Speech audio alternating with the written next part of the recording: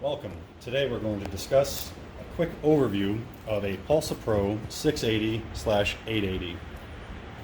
To start out with, you'll notice the reagent head, which includes your check valves and your tie bars.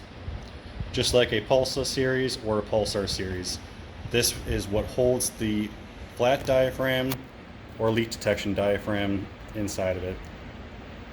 Over here, you'll see the push to purge, or the PTP.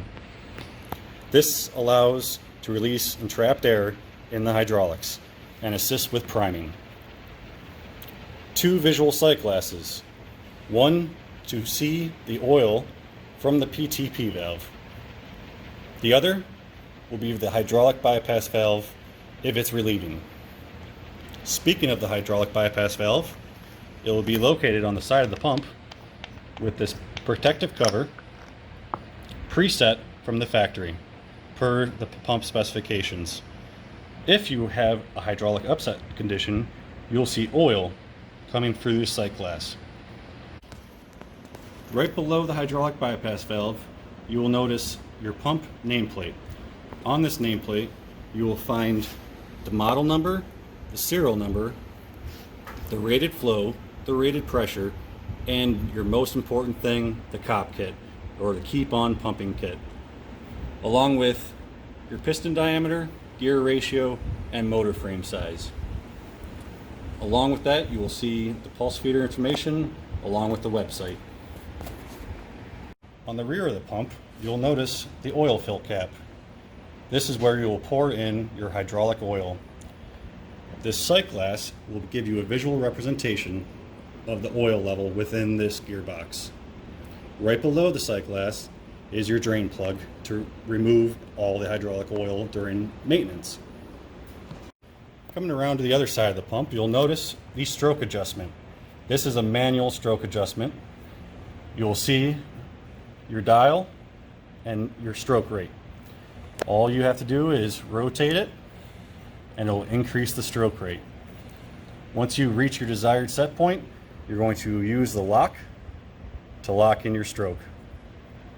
Right above that is your motor adapter, where you'll connect your motor to the input shaft. Now let's get inside the pump. Now we're going to remove the reagent head, or the wet end of your pump. Behind here, like we discussed, is the flat diaphragm.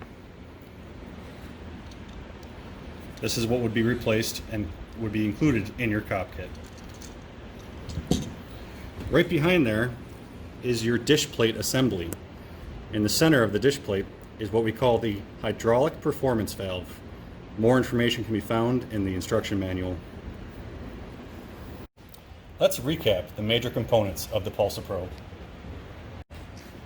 Now for visual representation, I'm going to show you this one with different colors. Right here is your stroke adjustment. This is a manual stroke adjustment knob, and this will adjust the travel length of your piston. This is your gearbox, which houses all the internal gearing. Your motor adapter, which connects to your C-face or any frame motor that you choose. This gray portion is what we call the intermediate chamber. Your piston will be riding between the gearbox, through the intermediate head, and into the piston cylinder, which is located in the pump head. Pump head will house the PTP. On the bottom, there will be a hydraulic performance check valve and has the internal hydraulic performance valve located inside your dish plate assembly. On the outside of your pump head is your reagent head or your wet end. Thank you.